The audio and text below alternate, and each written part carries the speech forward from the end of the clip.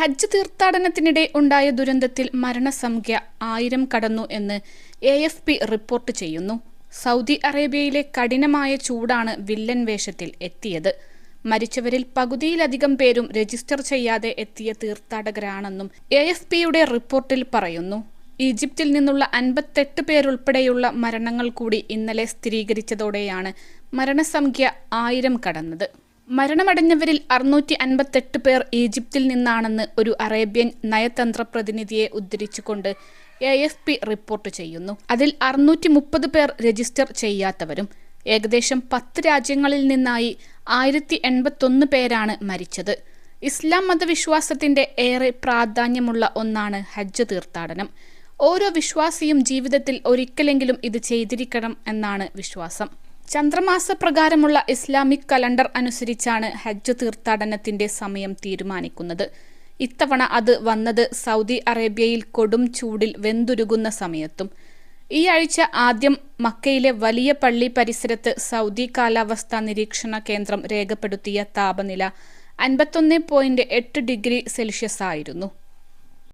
+2 degree കഴിഞ്ഞവർക്ക് world's first AR/VR class റൂമിലൂടെ smart phone engineer ആവാം. കൂടുതൽ അറിയാൻ വിളിക്കൂ ബ്രിഡ്കോ ആൻഡ് ബ്രിഡ്കോ. ജോർദാനിൽ നിന്നുള്ള 58 പേർ മരണമടഞ്ഞതായി ജോർദാൻ വിദേശകാര്യ മന്ത്രാലയം സ്ഥിരീകരിച്ചിട്ടുണ്ട്. മറ്റ് 16 പേരെ കാണാതായിട്ടുണ്ടെന്നും മന്ത്രാലയം സമൂഹമാധ്യമങ്ങൾ വഴി അറിയിച്ചിട്ടുണ്ട്. മരണമടഞ്ഞവരിൽ ഭൂരിഭാഗം പേരെയും അവരുടെ കുടുംബാംഗങ്ങളുടെ താൽപര്യപ്രകാരം മക്കയിൽ തന്നെ അടക്കം ചെയ്യുമെന്നും മന്ത്രാലയം അറിയിച്ചു. അടുത്തിടെ പ്രസിദ്ധീകരിച്ച ഒരു റിപ്പോർട്ട് അനുസരിച്ച് സൗദിയിൽ എല്ലാ വർഷവും 0.4 ഡിഗ്രി സെൽഷ്യസിന്റെ വർധനവാണ് അന്തരീക്ഷ താപനിലയിൽ ഉണ്ടാകുന്നത്. ചെലവേറിയ ഔദ്യോഗിക പെർമിറ്റ് താങ്ങാൻ കഴിയാത്ത ആയിരങ്ങളാണ് എല്ലാ വർഷവും അനധികൃത വഴികളിലൂടെ സൗദിയിലെത്തി ഹജ്ജ് തീർത്ഥാടനം നടത്തുന്നത്. ഈ മാസം ആദ്യം ഇത്തരത്തിൽ അനധികൃതമായി എത്തിയ 100 കണക്കിന് തീർത്ഥാടകരെ മക്ക പരിസരത്ത് നിന്നും നീക്കം ചെയ്തതായി സൗദി അറേബ്യ അറിയിച്ചിരുന്നു.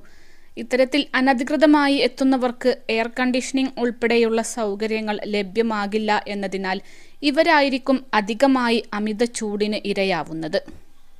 അൽസലാമ ഐ ഹോസ്പിറ്റൽ 21 ലക്ഷത്തോളം സന്തുഷ്ടരായ ഉപഭോക്താക്കളും 2 ലക്ഷത്തോളം തിമിര ശസ്ത്രക്രിയകളും പൂർത്തിയാക്കിയ മലബാറിലെ ഏക കണ്ണാശുപത്രി. ലോകോത്തര നിലവാരമുള്ള ചികിത്സാ സംവിധാനങ്ങൾ, എല്ലാ നേത്രരോഗ ചികിത്സാ സൗകര്യങ്ങളും വിദഗ്ധരായ ഡോക്ടർമാരുടെ മേൽനോട്ടത്തിൽ.